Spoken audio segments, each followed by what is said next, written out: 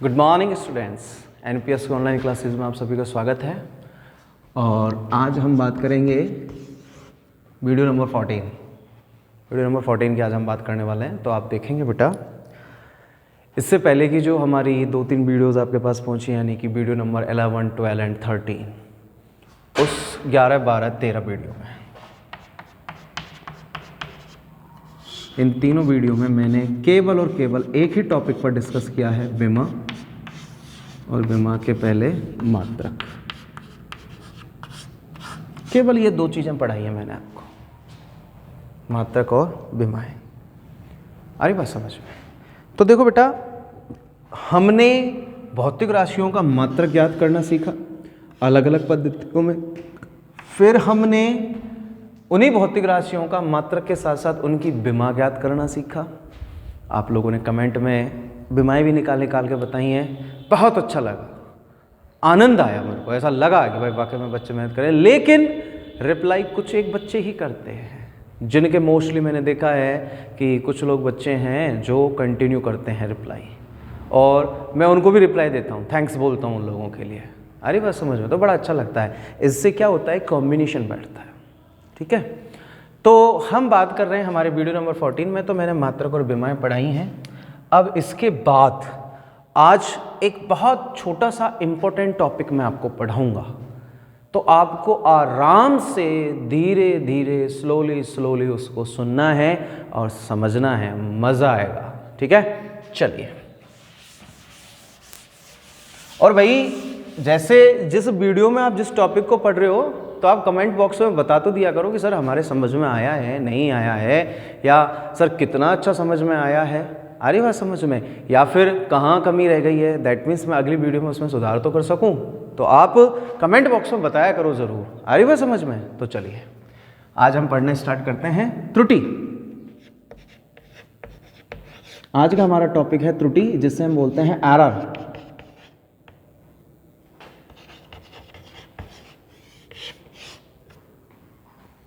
ठीक है, एरर। अब जरा ध्यान दीजिए, त्रुटियों के बारे में हम पढ़ रहे हैं। त्रुटि का मतलब कमी। यहां से स्टार्ट करते हैं लिखना, क्योंकि बड़ा आएगा, आगे आ जाएगा। त्रुटि का मतलब कमी। अरे बात समझ में? जनरली आपने अपनी रियल लाइफ में, दैनिक जीवन में कई बार ये वर्ड सुना होगा, त्रुटि है साहब, इसमें एरर आ रही है साहब, है ना? सुना है ना? लेकिन रियलिटी में त्रुटियां होती क्या हैं, उसके बारे में आज इसका इंट्रोडक्शन हम फिजिक्स में पढ़ेंगे। ठीक है, तो बेटा देखो, मैंने आपसे स्टार्टिंग में बताया था कि फिजिक्स एक प्रैक्टिकली सब्जेक्ट है, एक फील करने वाला सब्जेक्ट है। इसको आप जितना अपने रियल लाइफ के साथ साथ फील करोगे, इसको पढ़ने में उतना ही मज़ा आएगा। जितना फील करोगे उतना ही आपका इंटरेस्ट क्रिएट होगा और आपको उतना ही मज़ा आएगा। तो इसको फील कर करके पढ़ो, है ना? जैसे किसी महान वैज्ञानिक ने कहा है ना कि feel the power, feel the experience. किसी चीज़ को जितना फील करके पढ़ोगे, उस टॉपिक के प्रति आपका उतना ही कॉन्फिडेंस बढ़ेगा। तो आज हम बात करते हैं त्रुटि की। तो आपसे कोई पूछे कि what is the definition of error, त्रुटि कहते किसे हैं, त्रुटि होती क्या चीज़ है? अरे बात समझ में?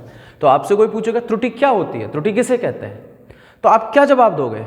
आप जवाब दोगे कि सर कोई भी भौतिक राशि, यानी कि एनी फिजिकली क्वांटिटी, किसी भी भौतिक राशि के वास्तविक मान और उस भौतिक राशि के मापे गए मान, दोनों मानों में अंतर होता है। समझाऊंगा क्या अंतर होता है, एक बार परिभाषा सुन लीजिए। किसी भौतिक राशि के वास्तविक मान और उसी भौतिक राशि के मापे गए मान में आने वाला अंतर क्या कहलाता है बेटा? त्रुटि कहलाता है। क्या कहलाता है? त्रुटि। तो परिभाषा क्या बनती है? त्रुटि की परिभाषा बनी कि भाई किसी भौतिक राशि के वास्तविक मान और उस भौतिक राशि के मापे गए मान में आने वाले अंतर को हम त्रुटि कहते हैं। तो त्रुटि का सूत्र बनेगा, त्रुटि बराबर वास्तविक मान माइनस उस वस्तु का मापा गया मान। अंतर का मतलब घटाना। तो किसी भौतिक राशि के वास्तविक मान में से उस भौतिक राशि के मापे गए मान को घटा दीजिए, घटाने पर जो आपका शेष जो मान बचेगा वो उस भौतिक राशि के मान में आने वाले त्रुटि को क्या करेगा, व्यक्त करेगा। ठीक है, तो परिभाषा क्या हुई हमारी कि किसी भी भौतिक राशि के वास्तविक मान और उस भौतिक राशि के मापे गए मान में आने वाला अंतर त्रुटि कहलाता है। अब क्वेश्चन आता है दिमाग में, सर किसी भौतिक राशि का वास्तविक मान क्या होता है और उस भौतिक राशि का मापा गया मान क्या होता है? दोनों चीज सिखाओ सर, तभी तो हम अंतर निकालेंगे, तभी तो त्रुटि का मालूम चलेगा। बिल्कुल सिखाते हैं। तो देखिए, आपको दोनों अंतरों की परिभाषा देता हूं मैं। ये चौक नजर आ रहा है आप सभी को, दिख रहा है? ये चौक दिख रहा है ना? मैं मान लेता हूं, फिजिक्स में मानते ज्यादा है हम, तो मान लीजिए, मैं मान लेता हूं कि इस चौक की जो लेंथ है, लंबाई है, वो 6 सेंटीमीटर है। फॉर एन एग्जाम्पल, मैंने मान लिया कि मेरे हाथ में एक चौक है और इस चौक की लेंथ 6 सेंटीमीटर है। तो बेटा इस चौक की आकृति पहले से इतनी बनी हुई थी, इतनी लंबाई थी, उसको हमने मापा तो वो कितने सेंटीमीटर प्राप्त हुई? 6 सेंटीमीटर। कहने का मतलब 6 सेंटीमीटर इस चौक का कौन सा मान हो गया बेटा? वास्तविक मान। तो इसकी जो रियल वैल्यू है वो कितनी आ गई? 6 सेंटीमीटर। ठीक है, अब ये तो हो गया वास्तविक मान, मालूम चल गया ना? इस चौक की जो पहले से जो लंबाई दे रखी थी वो 6 सेंटीमीटर थी, तो जो पहले से जो वैल्यू दे रखी है वो वास्तविक मान हो गया। ठीक है, अब मैं क्या करता हूं, इस चौक के छोटे छोटे टुकड़े कर देता हूं। देखिए, एक ये लीजिए, एक टुकड़ा, 2 टुकड़ा, 3 टुकड़ा, 4 टुकड़ा। ये देखिए, मैंने इस चौक के छोटे छोटे टुकड़े कर दिए, आपको दिखाई दे रहे होंगे, देख लीजिएगा अच्छे से, दिख रहे हैं ना आपको? एक टुकड़ा गिर गया है नीचे, हाँ, तो ये टुकड़े हो गए। ठीक है, अब आप कहोगे साहब एक टुकड़ा तुमने पटक दियो साहब, ये लीजिए, उस टुकड़े की जगह मैंने ये टुकड़ा और ले लिया ना। अब ये 6 सेंटीमीटर लेंथ का मेरे पास चौक था, तो जिसकी वास्तविक जो लेंथ थी, यानी कि उसका जो वास्तविक मान था वो मेरे को 6 सेंटीमीटर प्राप्त हो गया 6 सेंटीमीटर। क्लियर? अब यदि आपने इस चौक के टुकड़े कर दिए, इन चौक के टुकड़ों को आप वापस से जोड़िए, या आप इन चौक के टुकड़ों को वापस से जोड़ रहे हो, तो बेटा जब इन चौक के टुकड़ों को आप वापस से जोड़ोगे तो वापस से जोड़ने पर क्या इस चौक की वास्तविक लेंथ 6 सेंटीमीटर प्राप्त हो जाएगी? क्या हो जाएगी? क्या 6 सेंटीमीटर प्राप्त नहीं होगी ना? तो आप जोड़ के देख लीजिए, आप घर पर प्रैक्टिकल करके देख लीजिए। कोई भी आप एक लेंथ की वायर का कोई भी एक वायर ले लीजिए, आप उसकी पहले उसकी लंबाई को नापिए, फिर उसको छोटे छोटे टुकड़ों में बांट दीजिए, फिर उन टुकड़ों को जोड़िए। आप देख लेना, टुकड़ों को जोड़ने पर जो उसकी लेंथ आएगी ना, वो उसकी पहली वाली लेंथ के बराबर कभी प्राप्त नहीं होगी, नहीं होगी ना? ऐसे ही मैंने एक चौक लिया आपके सामने अभी, उसकी पहले तोड़ने से पहले मैंने उसकी लेंथ को कैलकुलेट किया, वो लेंथ कितनी सेंटीमीटर आ रही थी? 6 सेंटीमीटर। तो ये तो उसका कौन सा मान हो गया बेटा? वास्तविक मान हो गया ना। अब मैंने उस चौक के कई टुकड़े कर दिए और उन टुकड़ों को जब मैंने जोड़ा तो मैंने देखा कि सर उसकी लंबाई, फॉर एन एग्जाम्पल, मेरे पास अभी स्केल नहीं है, मैंने मान लिया सर 4.5 सेंटीमीटर आ रही है या 4.5 सेंटीमीटर आ रही है ना। तो ये कौन सा मान हो जाएगा बेटा? उसका आपके द्वारा मापा गया मान। कौन सा मान हो गया? मापा गया मान। अब आप बताइए, इस चौक की लंबाई में त्रुटि आ रही है कि नहीं आ रही है? आ रही है ना। कितनी त्रुटि आ रही है उसको हम देखते हैं। सूत्र क्या होता है? त्रुटि बराबर वास्तविक मान माइनस मापा गया मान। तो कितनी त्रुटि निकल कर आएगी बेटा? त्रुटि निकल कर आएगी, वास्तविक मान कितना था? 6 सेंटीमीटर। तो आपने यहां पे लिखा 6 माइनस मापा गया मान। आपने टुकड़े करने के बाद जब मापा तो उसकी लेंथ कितनी बैठ रही थी? 4.5, तो माइनस 4.5। ठीक है, तो 6 में से आप 4.5 को घटाओगे तो कितना बचेगा बेटा? 1.5, यानी कि 1.5। तो एरर कितने सेंटीमीटर की निकल कर आ रही है बेटा? 1.5 सेंटीमीटर की निकल कर आ रही है कि नहीं आ रही है? ये क्या है बेटा? त्रुटि है। तो उम्मीद कर रहा हूँ कि त्रुटि क्या होती है, कैसे निकालते हैं, आपके दिमाग में बैठ गया होगा, इस बेजे में घुसा होगा थोड़ी बहुत। ठीक है, तो हमने त्रुटि के बारे में पढ़ा। देखो, बहुत स्लोली, आराम आराम से, धीरे धीरे हमें पढ़ना है, कोई जल्दबाजी नहीं है। और आपको मैं जो भी टॉपिक पढ़ाऊंगा एज ए प्रैक्टिकल कर करके बताऊंगा, तभी फिजिक्स समझ में आएगी। इसमें जितना आपको मैथमेटिकल देखने को मिलेगा, वो मैथमेटिकल भी तभी सॉल्व होगा जब आप उसको प्रैक्टिकली सॉल्व करोगे। अगर रट्टा मारोगे तो जिंदगी में समझ में नहीं आएगा, इसलिए इसको फील करो। ठीक है, तो त्रुटि के बारे में हमने पढ़ा। तो त्रुटि की परिभाषा हमने पढ़ी कि सर किसी भी वस्तु के वास्तविक मान और उस वस्तु के मापे गए मान में जो आने वाला जो अंतर होता है वही अंतर त्रुटि कहलाता है। अब इसको हमने उदाहरण देकर समझा। मैंने आपको उदाहरण देकर केवल यह समझाना चाहा है कि किसी भी वस्तु का वास्तविक मान क्या होता है और उसका मापा गया मान क्या होता है। तो वास्तविक मान मैंने आपको बताया था, एक चौक लिया था, उसकी पहले मैंने लंबाई नापी थी तो वो 6 सेंटीमीटर प्राप्त हो रही थी, वो तो उसका वास्तविक मान हो गया। फिर मैंने आपके सामने चौक के टुकड़े किए, टुकड़ों को जब मैंने जोड़ा तो आप चाहे घर पर आज ही अभी इस वीडियो के खत्म होने के बाद प्रैक्टिकल करके देखें, कोई भी एक लकड़ी ले लें, चाहे उसकी पहले लंबाई नाप लें, फिर उसके छोटे छोटे टुकड़े कर लें, फिर उसको जोड़कर देखना, जोड़ने के बाद, टुकड़े करने के बाद जब आप जोड़ोगे ना तो जो लेंथ प्राप्त होगी वो कभी भी उसकी जोड़ने से पहले वाली लेंथ के बराबर नहीं होगी। अंतर 100% आएगा, और जो अंतर आ रहा है उसी को हम क्या कह रहे हैं, त्रुटि कह रहे हैं। ठीक है। तो ये हो गया बेटा वास्तविक मान, ये मापा गया मान, घटाया तो त्रुटि कितने सेंटीमीटर की निकल कर आई, 1.5 सेंटीमीटर की। ऐसे त्रुटि ज्ञात की जाती है। ठीक है, तो ये तो हो गया नॉर्मली इंट्रोडक्शन ऑफ एरर, यानी कि त्रुटि का परिचय। अब इस त्रुटि नामक जीव ने, थोड़ी देर के लिए हम इसको जीव मान लेते हैं। अब जो ये त्रुटि है, इस त्रुटि की हो गई शादी। ये त्रुटि नामक एक कन्या थी, इसकी हो गई शादी। इसने तुरंत 3 प्रकार के बच्चों को जन्म दे दिया। इसने तुरंत 3 प्रकार के बच्चों को जन्म दे दिया। तो हमारा जो टॉपिक बना वो बन गया त्रुटि के प्रकार। क्या बन गया टॉपिक बेटा, त्रुटि के प्रकार। तो आपसे कोई पूछे कि what is the types of, त्रुटि कितने प्रकार की होती है, तो आप कहोगे sir there are 3 types of error. त्रुटि 3 प्रकार की होती है। कितने प्रकार की होती है बेटा, त्रुटि के 3 प्रकार होते हैं। कौन कौन सी, नंबर 1 क्रमबद्ध, नंबर 1 क्रमबद्ध त्रुटि, नंबर 2 यादृच्छिक त्रुटि,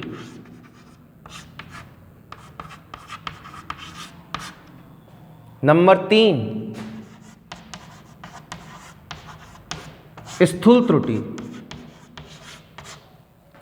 तो आप देखेंगे कि हमने सबसे पहले त्रुटि के बारे में पढ़ा। त्रुटि क्या होती है, त्रुटि की परिभाषा पढ़ी, सर वास्तविक मान में से मापे गए मान को घटा दीजिए, जो अंतर आएगा वो त्रुटि कहलाएगी। उसके बाद हमने देखा भाई त्रुटि के प्रकारों के बारे में हम पढ़ रहे हैं। तो एग्जाम में क्वेश्चन आया त्रुटि कितने प्रकार की होती है, तो आप आंसर देंगे सर त्रुटि 3 प्रकार की होती है। कौन कौन सी होती है, क्रमबद्ध त्रुटि, यादृच्छिक त्रुटि और स्थूल त्रुटि। तो बताइए त्रुटियां 3 प्रकार की हुई कि नहीं हुई, कौन कौन सी, नंबर 1 क्रमबद्ध, नंबर 2 यादृच्छिक, नंबर 3 स्थूल त्रुटि। अब इन तीनों त्रुटियों के बारे में मैं आपको जानकारी दूंगा, इन तीनों त्रुटियों के बारे में। क्रमबद्ध त्रुटि क्या होती है, यादृच्छिक त्रुटि क्या होती है, स्थूल त्रुटि क्या होती है। ठीक है, बारीकी से हम इन तीनों प्रकार की त्रुटियों के बारे में अध्ययन करेंगे। मजा आएगा पढ़ने में, और आपको यहीं की यहीं याद कराऊंगा त्रुटियां होती क्या। ध्यान दीजिए, आपसे कोई पूछे कि भाई क्रमबद्ध त्रुटि क्या होती है, चलो आपसे कोई क्या पूछेगा, मैं ही पूछ लेता हूं आपसे कि क्रमबद्ध त्रुटियां क्या होती हैं, या क्रमबद्ध त्रुटि किसे कहते हैं। तो आप बहुत ही शालीनता से आंसर देंगे।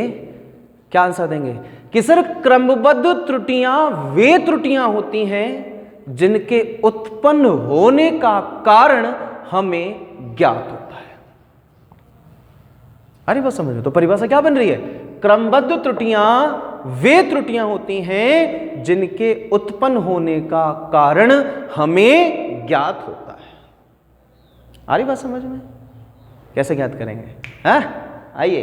तो क्रमबद्ध त्रुटि कौन सी त्रुटि हुई बेटा, वे त्रुटियां जिनके उत्पन्न होने का कारण हमें ज्ञात होता है। ठीक है, कैसे, ध्यान दीजिए, आपको उदाहरण देकर बताता हूं। हमें ताप, यानी कि जैसे हम नॉर्मली में बोलते हैं बुखार, फीवर, बुखार चढ़ता है कि नहीं चढ़ता है, हमें चढ़ता है ना फीवर। वैसे भी कोरोना काल चल रहा है, कोरोना जिनके हो रहा है उनके क्या चल रहा है बेटा, फीवर ही चढ़ रहा है, हाँ? गले में खराश हो रही है। तो हम बात करें बुखार की, तो मैं पढ़ा रहा हूं क्रमबद्ध त्रुटि और उदाहरण देकर समझा रहा हूं। ठीक है, तो क्रमबद्ध त्रुटियां वे त्रुटियां होती हैं जिनके उत्पन्न होने का कारण हमें ज्ञात होता है। कैसे साहब, अब मैं आपको उदाहरण देकर बताऊंगा बुखार से। जैसे मान लीजिए किसी कैंडिडेट का बुखार चढ़ रहा है, तो बुखार चढ़ रहा है साहब, हमने डॉक्टर को फ़ोन किया कि भाई आइए, हमारे किसी भाई बहन को या किसी भी कैंडिडेट को बुखार चढ़ रहा है, भगवान ना करे कभी किसी को चढ़े। ठीक है, लेकिन उदाहरण है तो चढ़ाना पड़ेगा बुखार, बिना चढ़ाए कैसे समझ में आएगा। तो डॉक्टर आया बुखार नापने के लिए, तो वो थर्मामीटर होता है कि नहीं होता, टेम्परेचर को कैलकुलेट करने के लिए होता है ना। तो एक बार तो डॉक्टर ने उस थर्मामीटर को मुंह में डाला, आपने देखा होगा प्रैक्टिकली करके, मुंह में डाला, फिर टेम्परेचर कैलकुलेट कर रहा है, जो उसने मुंह में डाला है उस टेम्परेचर को उसने कैलकुलेट किया। नॉर्मली मुंह में डालते हैं, ठीक है। कभी कभी आपने देखा होगा डॉक्टर जब टेम्परेचर कैलकुलेट कर लेना तो अपने साइड में यहाँ और लगा देते हैं टेम्परेचर को, लगा देता है ना, यहाँ लगा देता है। तो बेटा दोनों जगह टेम्परेचर कभी भी एक समान प्राप्त नहीं होगा। अरे बात समझ में? इसको बोलते हैं कांख बगल में लगा लेते हैं और एक बार मुंह में लगाते हैं। बेटा दोनों जगह का टेम्परेचर नाप के देखना डिफरेंट आता है। अरे बात समझ में? तो इन दोनों का कारण हमें पता है ना कि टेम्परेचर डिफरेंट क्यों आ रहा है। त्रुटि उत्पन्न हो रही कि नहीं हो रही टेम्परेचर के मान में, क्योंकि एक बार तो हमने मुंह में लगाया है, दूसरी बार हम कहाँ लगा रहे हैं, साइड में लगा रहे हैं। दोनों तरफ में टेम्परेचर में डिफरेंट आ रहा है कि नहीं आ रहा है। तो त्रुटि उत्पन्न हो रही कि नहीं हो रही टेम्परेचर के मान में, कहीं पर ज़्यादा आ रहा है, कहीं पर कम हो रहा है ना। तो ताप के मान में त्रुटि आ रही है कि नहीं आ रही है? आ रही है ना। त्रुटि आ रही है, क्यों आ रही है?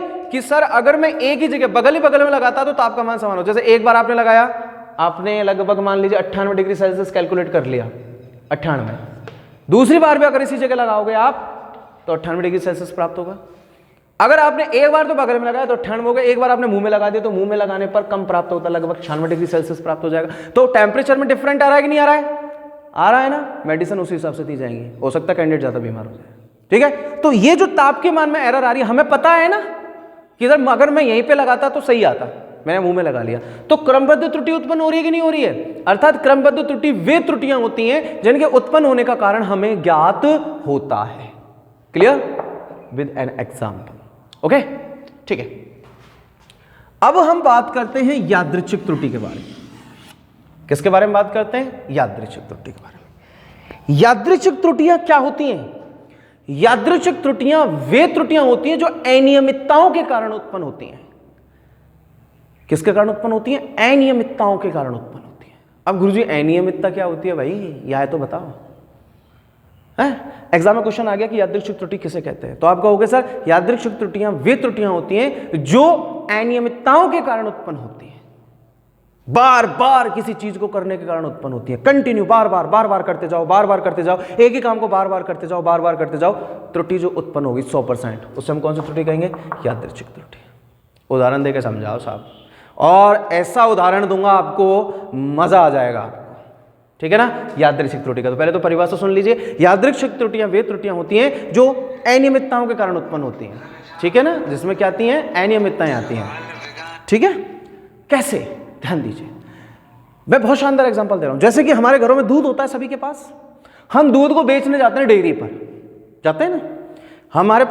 मेरे पास फॉर एग्जांपल 1 लीटर दूध है और उस 1 लीटर दूध को मैंने मेरे किसी भी पॉइंट में भर लिया है और मैं उसको बेचने के लिए डेयरी पे चला गया। तो डेयरी वाला जब दूध को लेगा तो क्या करेगा? उसकी फैट को निकालेगा कि नहीं निकालेगा? ठीक है। तो ये मेरे पास एक बकेट है जिसके अंदर मैंने मेरे मिल्क को टोटली फिल कर लिया, भर लिया है, इसको दूध से भर लिया है, ठीक है। अब मैं इसको बेचने कहां गया हूं? डेयरी पर गया हूं, ठीक है। मैं इसको बेचने कहां गया हूं? डेयरी पर गया हूं। तो डेयरी वाला उसको डायरेक्टली तो लेगा ही नहीं, उसकी फैट के हिसाब से लेगा, पैसे आपको फैट के हिसाब से देगा।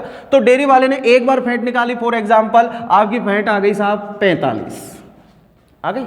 आपने कहा यार नहीं यार, एक बार और निकाल के देख। उसने दोबारा फैट निकाली, फिर आ गई 46।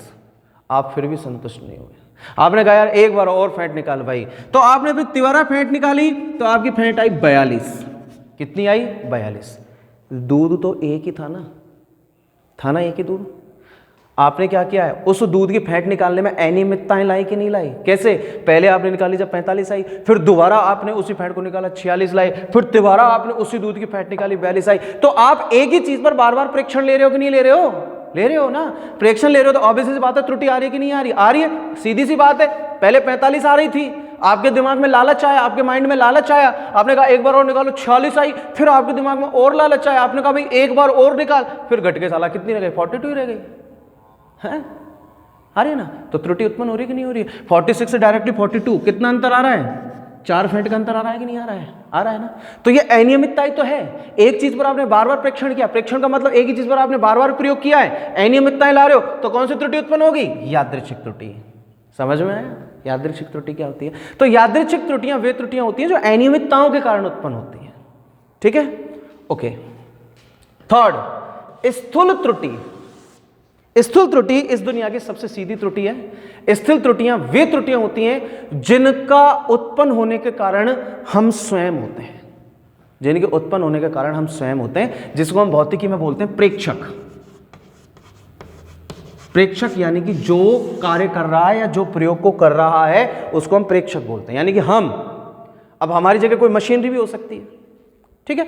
तो स्थूल त्रुटियां वे त्रुटियां होती हैं जिनके उत्पन्न यानी कि जिनके उत्पन्न होने का कारण हम स्वयं होते हैं, जो प्रेक्षक के कारण उत्पन्न होती हैं, वे त्रुटियां स्थूल त्रुटियां कहलाती हैं।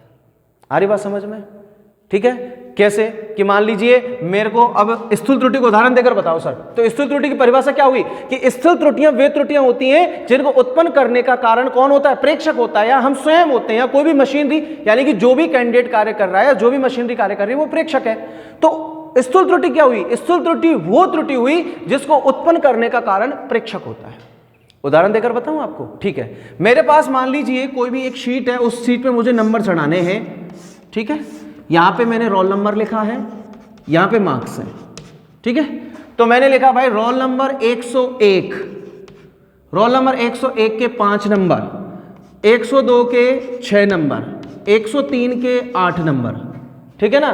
तो मैंने क्या देखा भाई, एक लिस्ट है सभी के 5 6 8 7 5 6 8 7, इसके सीरीज में नंबर आ रहे हैं, यानी कि सीरीज 4 है, 5 6 8 7, ठीक है। तो मैंने क्या सोचा यार, सबके 5 6 8 7 नंबर आ रहे हैं, तो मैंने आंख बंद करके नंबर चढ़ा दिए। जिसके मान लीजिए अगर 103 के 8 आ रहे हैं ना, तो उसकी जगह मैंने कितने चढ़ा दिए? 5 चढ़ा दिए।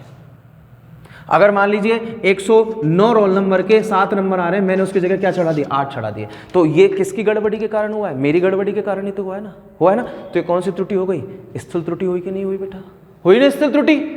हुई कि नहीं हुई? तो स्थूल त्रुटि कौन सी त्रुटि हुई है? स्थूल त्रुटि वे त्रुटियां होती हैं जिनको उत्पन्न करने का कारण प्रेक्षक होता है।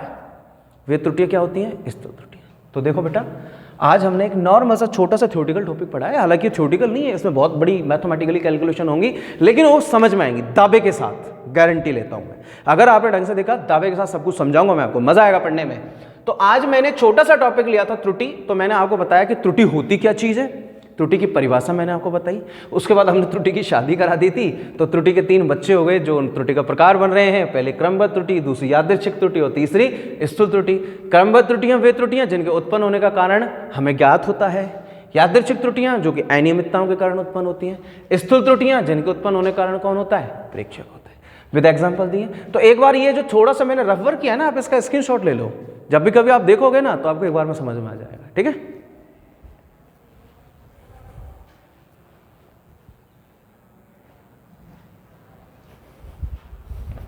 तो देखो बेटा, उम्मीद करता हूं आपने स्क्रीनशॉट ले लिया होगा।